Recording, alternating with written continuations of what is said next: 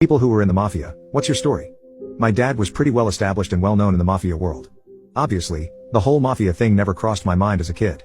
All of the stereotypical mobster people I saw were just family friends. Uncles, cousins, buddies, wearing gold chains, expensive clothes, smoking cigars in our kitchen. To me, they were just regular people who always treated me nicely and were always kind to me. Whenever they'd come around, my dad would tell me to go play in my room. He would lock the kitchen door and all I would hear would be muffled conversations, loud laughter, and the occasional silence as they whispered something to each other.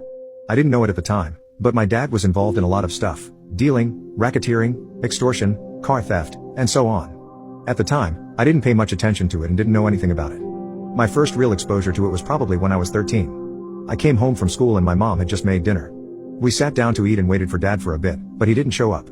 My mom called someone, and nobody picked up. Then my dad burst through the door, freaking out, with two other guys, and they ran into his study and started going through stuff. My mom kept asking what was going on and my dad told her that my uncle was arrested. I would later find out my uncle was arrested because he was extorting some local businessmen. The whole court process took a year and my uncle was eventually sentenced to 4 years in prison. They tried to make excuses, but over the years I just got more and more attuned to what was going on. I was friends with a few kids of other mobsters and some of them eventually broke it down for the rest of us because their parents were a lot more open to them about it because they were older.